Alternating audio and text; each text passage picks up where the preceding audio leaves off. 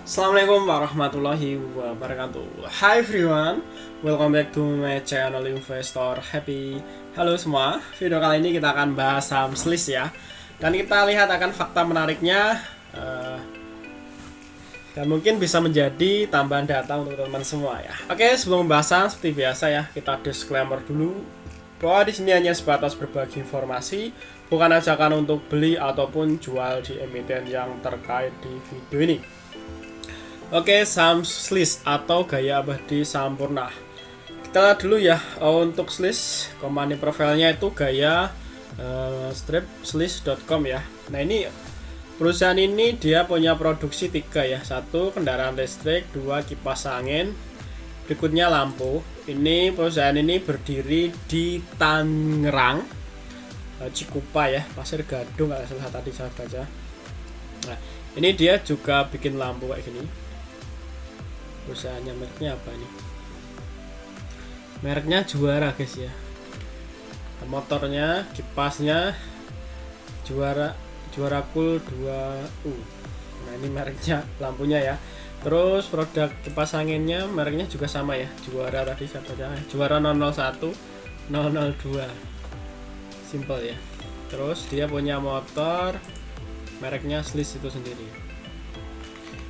Nah, ini ya. Moped motor ini ya, ini kayak Vario ya. Terus iBike,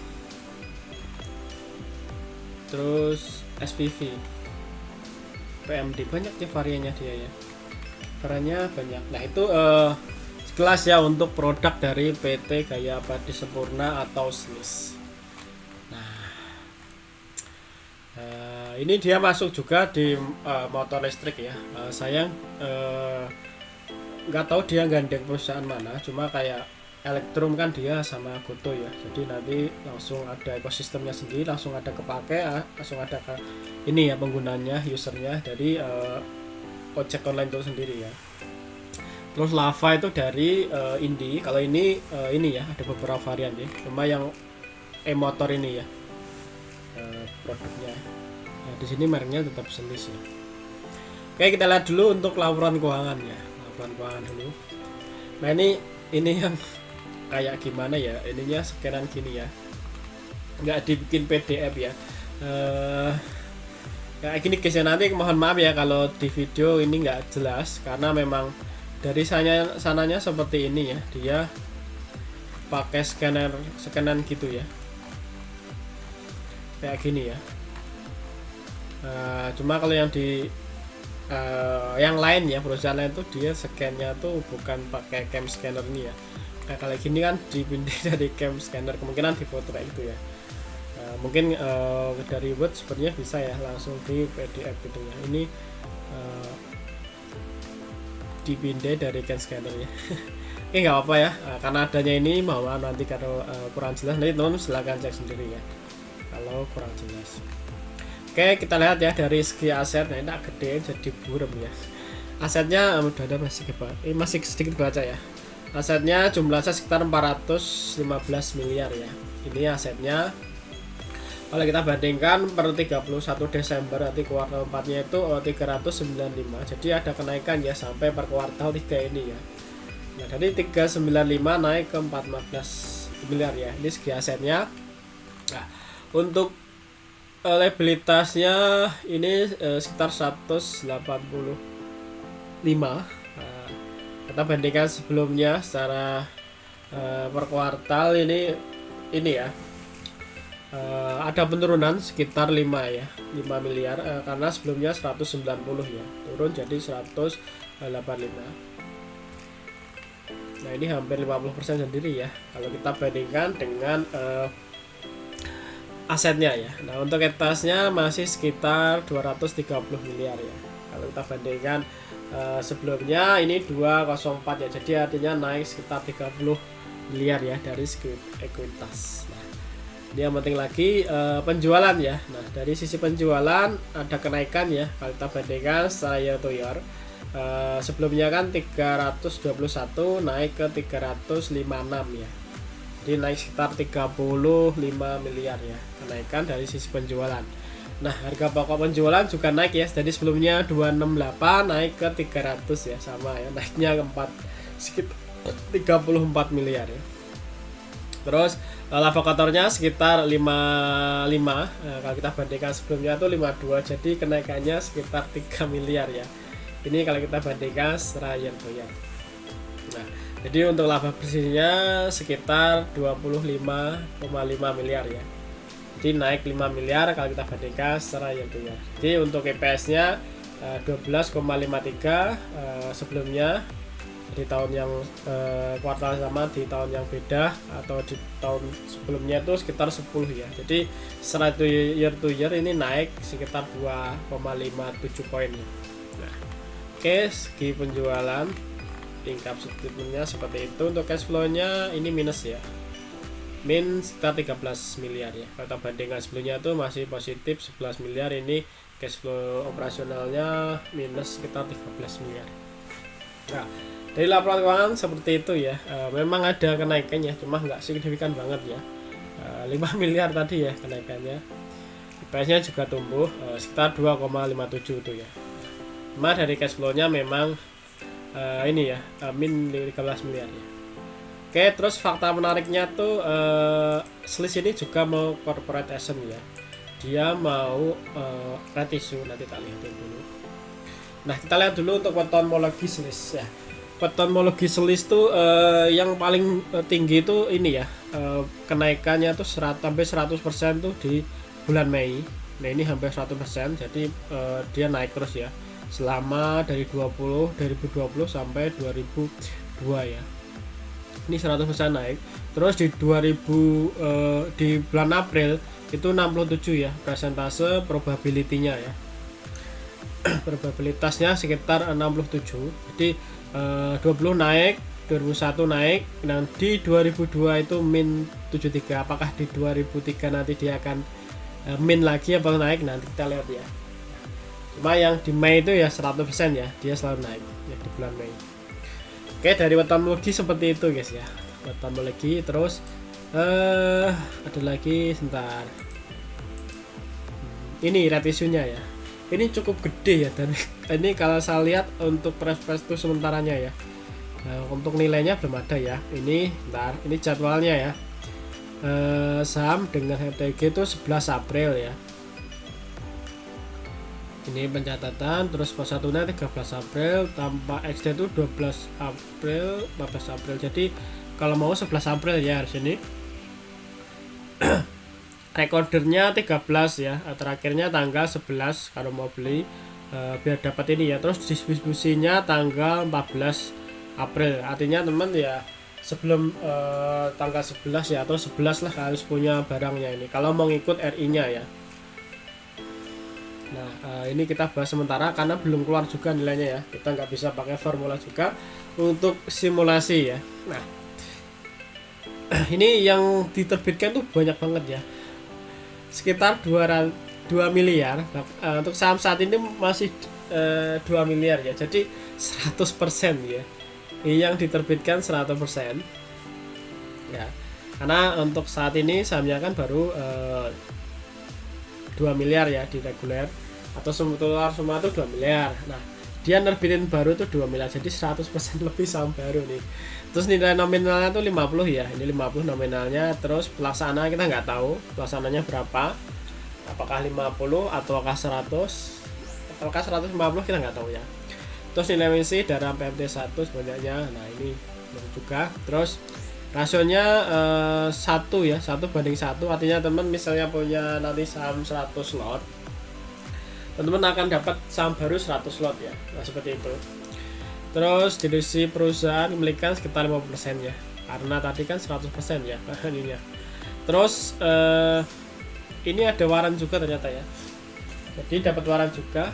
Jumlah waran seri 1 yang akan dikeluarkan sebanyak 700 juta ya, jadi dengan rasio 100:35. Jadi teman misalnya punya 100 ya, 100 waran 100 ini ya, 100 saham baru sorry 100 saham lama ya, misalnya punya 100 lot ya, punya 100 lot teman nanti akan dapat 35 waran ya, slice strip waran ya, dapat waran dari slice sekitar 35 lot. Nah seperti itu. Oke, ini untuk pemegang sahamnya.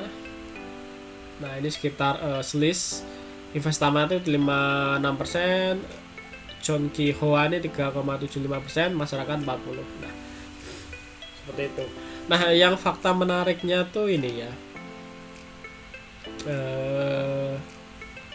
di sini bentar kita lihat ya, standby bayarnya ada nggak ya, kita lihat.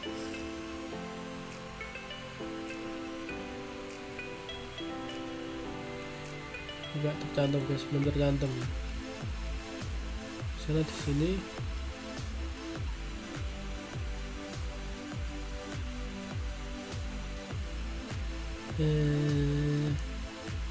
oh ini ya. Nah, ini ada fakta yang menarik ya. Gaya Abadi dia nggak akan ini ya, nggak akan nebus ternyata ya. Yang pengendalinya nggak akan nebus nih. Nah, PT Gaya Abadi tertanggal 10 September SSII menyatakan tidak akan melaksanakan seluruh haknya, jadi dia nggak akan melaksanakan ya. Terus terhadap S1 tidak akan diambil bagian dari dilaksanakan oleh SSI, tidak akan dialihkan SSI kepada pihak lain, jadi tidak ada standby bayarnya, pengendalinya nggak akan tebus. Nah, tapi ini menarik ya, dia nerbitin 100% cuma nggak mau nebus ya. Terus nggak ada standby bayarnya, terus masyarakat suruh nebus gitu.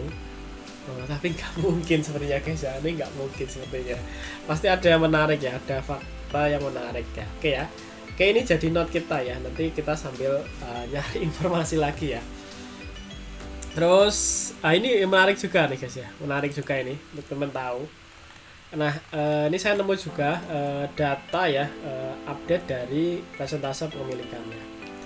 Ini dia jualan ya, ini Gaya Abadi Sampurna atau Selis Investama ini ya, ini pengendalinya. Dia sebelumnya kan punya 68%. Setelah itu jualan ya, jualan. Ini ya tanggal jualannya itu di sekitar 260, 256, 244 ini ya. Ini 17 Januari, 18, 19 ya, ini jualan. Terus ini jualan juga lagi 20, 24, 25. Nah ini itu performa keuangan perseroan, padahal perseroannya nggak masalah ya, baik-baik saja ya. Nah, terus dia presentasinya masih sekitar 56. Nah 56. Nah kalau kita lihat itu dari 68 turun jadi 56, artinya ada 12% ya. Nah, artinya ada 12%. Ini langsung guys ya. Apakah nanti kita lihat ke chart dulu ya.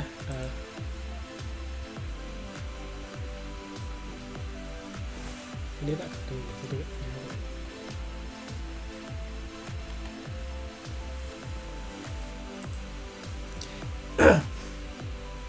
Dia kan jualan di Januari ini ya, di Januari ini. Nah, sedangkan Januari ini dia malah turun ya, turun ya, turun. Apakah nanti itu retail yang nampung ya? Saya rasa enggak ya, saya rasa enggak. Retail ada 12% lebih ya itu. Nah ini ya, data ini menunjukkan ada 12% lebih ya. Ini ya dari sebelumnya ini ya terakhirnya 56, sebelumnya itu kan 68 ya, artinya 12% itu dijual ya. Nah kalau kita lihat dari sini ya, bentar. Nah ini ya, dari sini ini memang Januari ini naik ya, untuk persentasenya dari 19 naik ke 28, cuma kalau kita lihat di sini di chartnya juga nggak naik ya, dia cenderung turun, jadi naiknya juga nggak signifikan guys ya, kecuali kalau naiknya arah gitu ya, bukan kan distribusinya kelihatan ya. Nanti kita lihat posisinya ya, tanggal tadi sekitar 19 ya. Nah kita lihat dari bulan ini ya, ke Januari ya, kita lihat Januari sampai Januari akhir siapa yang nampung ya. Nah nanti pasti akan kerekod di sini ya. Ini PD ya, PD ya, terus Excel, ternyata ada sobat cuan ya di sini, terus Excel ya, ini Stockbit berarti ya, terus NIRG.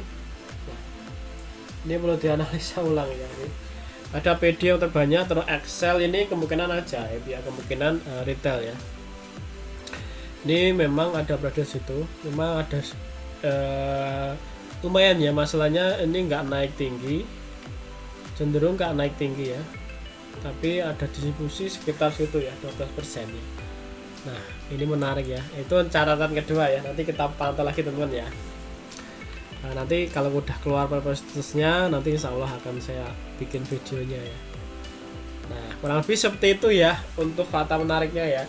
Ada transaksi ya, ada penjualan sekitar 12%. Nah, apakah itu retail ya, teman-teman bisa simpulkan. Kalau teman-teman punya informasi tulis saja ya di kolom komentar. Terus skill laporan keuangan kayak gitu ya, sebenarnya ya ada kenaikan ya, cuma nggak signifikan banget ya, karena naiknya cuma sekitar 5 miliar tadi ya. Apakah nggak tahu nanti ketika ada demand motor listrik naik, saham ini juga akan naik ya, segi pendapatan dan lainnya kita nggak akan tahu. Terus pengendali jualan ya menjelang red issue, ini jualan dia malahan. Nah, jualan sekitar 12%. Dan dia ngeluarin saham ya, ngeluarin saham sekitar 100%, cuma nggak mau nebus, dalam arti dia nyampein nggak mau nebus ya. Apakah nanti ini ada pemegang saham baru ataukah ada investor baru yang masuk, dia ngasih tempat gitu, nggak tahu juga ya, karena udah diapin gitu. Karena ada beberapa case juga kayak gitu ya, tiba-tiba dia nggak punya ya, setelah dia selesai red issue dia muncul, itu banyak banget ya. Nah ini untuk case baru kita ya. Oke, kurang lebih seperti itu ya untuk fakta menarik ya tentang selis dari segi fundamental. Oh iya, teknikal ya, teknikal juga kayak gitu ya. Segi teknikalnya dulu aku sampai lupa guys. Teknikalnya ini turun ya, tadi sempat bikin ini ya, info ke grup emang untuk fast trade saja. Nah ini sebenarnya menarik ya, tunggu aja di area sini. Ini support yang mungkin cukup kuat ya, karena sampai saat ini belum kejebol. Nah, terakhir di Februari nih ya, belum kejebol ya. Terus